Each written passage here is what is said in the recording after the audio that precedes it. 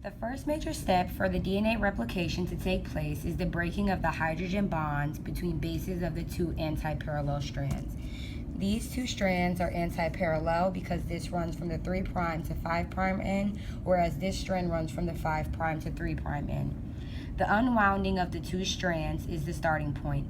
The splitting happens in places of the chains which are rich in AT, and that is because there are only 2 hydrogen bonds between adenine and thymine.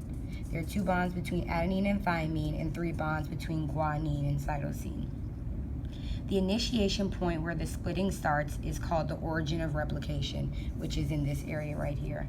The structure that is created is known as the replication fork, which is represented by this.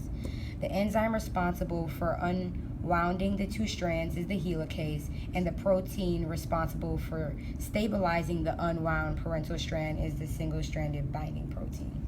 One of the most important steps of DNA replication is the binding of RNA primase and the initiation point of the parent chain where the RNA primer is added. RNA primase is the enzyme that synthesizes the RNA primer and can attract RNA nucleotides, which will then bind to the DNA nucleotides of the 3' to 5' strand due to the hydrogen bonds between the bases. RNA nucleotides are then added and are the primers for the binding of the DNA nucleotides.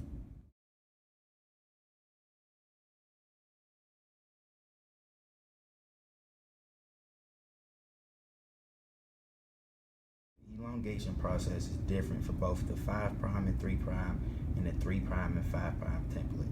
In the 5' to 3' template, the daughter strand that uses the 5' to 3' template is called the leading strand because DNA polymerase 1 can read the template and continuously add nucleotides that are complementary to the nucleotides of the template. In the 3' and 5' template, it is harder for the DNA to be read by DNA polymerase 1. That makes the replication of this template more complicated, and the new strand being added is called the lagging strand. In the lagging strand, the RNA primase adds more RNA primers. DNA polymerase 1 reads the template and lengthens the burst. The gap between the 2 RNA primers is called the Okazaki fragments. The RNA primers are necessary for DNA polymerase 1 to bind the nucleotides to the 3' end of them.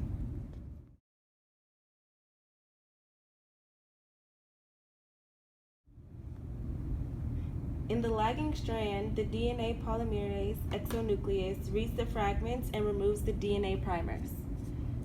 The gaps are closed with the action of the DNA polymerase, which adds complementary bases, nucleotides to the gaps, and the DNA ligase, which adds phosphates in the remaining gaps of the sugar backbone.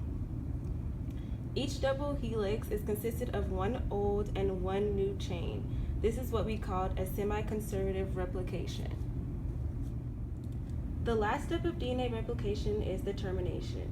This process happens when the DNA polymerase reaches to an end of the strands.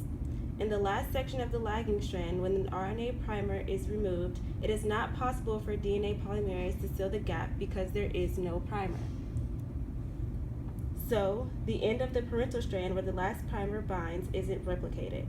These ends of linear chromosomal DNA consist of non-coding DNA that contains repeated sequences and are called telomeres. As a result, a part of the telomere is removed in every cycle of DNA replication.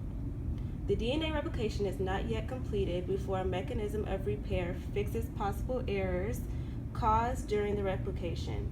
Enzymes like nucleases remove the wrong nucleotides, and the DNA polymerase fills the gaps.